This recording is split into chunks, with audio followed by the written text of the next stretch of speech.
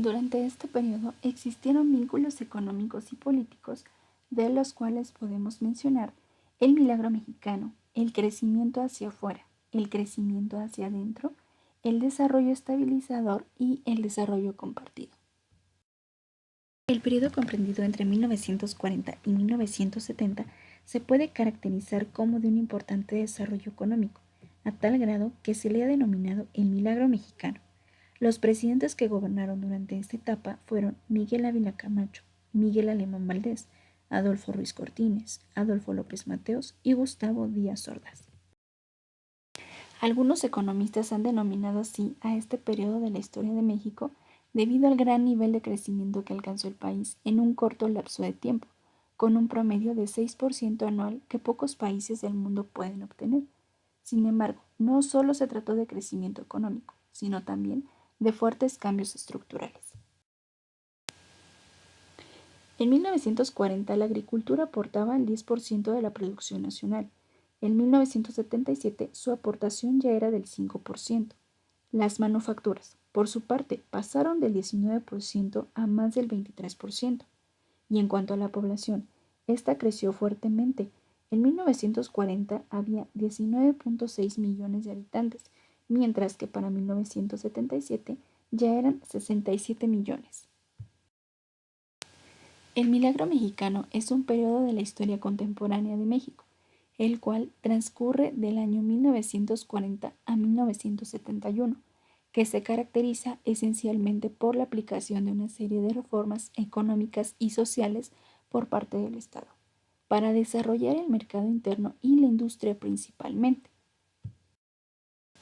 Con el gobierno del presidente Manuel Ávila Camacho, México centra su interés en el desarrollo de la industria, la cual en esos años se encontraba enfocada a la producción de textiles y materiales para construcción. En 1958, el sector agrícola creció un 7.6%. Esta tasa de crecimiento que reflejaba inversión previa por parte del sector público. Por otro lado, en cuanto a la industria, el gobierno fue el principal promotor adoptando, entre otras, las siguientes medidas.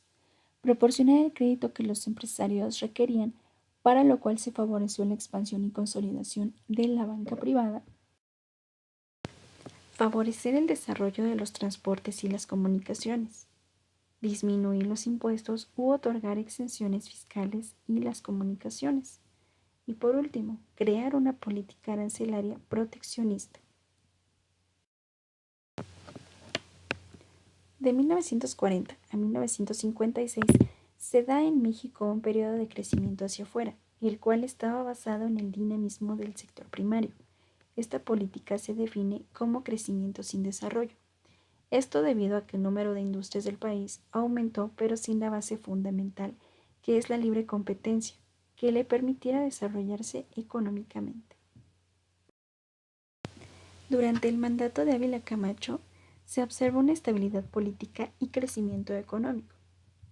Entre 1940 y 1945, el Producto Interno Bruto creció a un ritmo de 7.3%, índice nunca antes alcanzado en la etapa postrevolucionaria.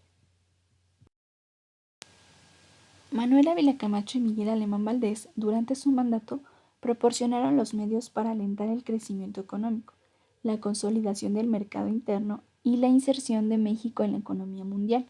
La actividad industrial registró un crecimiento. La tasa de crecimiento del Producto Interno Bruto alcanzó entre 1947 y 1952 un promedio anual del 5.7.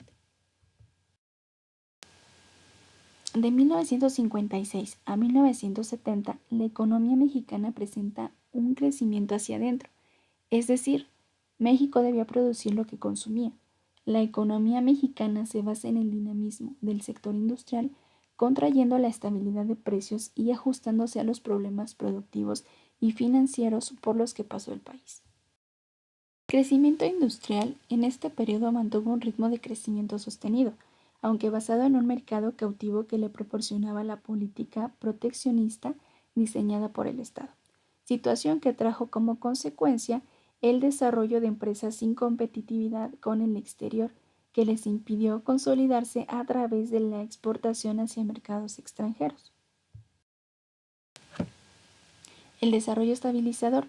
Durante los gobiernos de los presidentes Adolfo López Mateos y Gustavo Díaz Ordaz, se cumplió uno de los principales objetivos que en materia económica habían planteado los gobiernos postrevolucionarios, esto es, avanzar de manera sostenida en el desarrollo económico del país con estabilidad macroeconómica. De 1958 a 1970 se buscaba no como un fin en sí mismo, sino como una condición indispensable para lograr un desarrollo económico y social sostenido. Este periodo era necesario crear una situación de estabilidad de precios que sentara las bases para un crecimiento sostenido. En el gobierno de Luis Echeverría se planteó un Plan Nacional de Desarrollo en el que el Estado fortalecería a las empresas bajo su propiedad o con una fuerte participación. A este modelo se le conoce como el modelo de desarrollo compartido, el cual enfrentó los siguientes problemas: falta de mano de obra calificada, una balanza comercial deficitaria, la dependencia tecnológica del exterior y la escasez de recursos financieros. Se vivió una época de grandes procesos inflacionarios, graves crisis en el campo que obligaron al gobierno a importar granos, un aumento generalizado de precios del que solo se beneficiaron unos cuantos, la pérdida del poder adquisitivo del trabajador, el deterioro en las condiciones de vida de la mayoría y el crecimiento de la deuda externa. Por otra parte, los grandes latifundistas y los empresarios, al sentirse afectados, se oponían al gobierno de Echeverría. En mayo de 1975 fundaron el Consejo Coordinador Empresarial, integrado por la dirigencia industrial y financiera, con el propósito de incentivar la inversión privada en el desarrollo industrial del país. Se instrumentaron programas de fomento, se otorgaron estímulos fiscales a la inversión y producción, subsidios y depreciación acelerada de activos fijos. Estos fueron los vínculos que describen la estructura socioeconómica de México.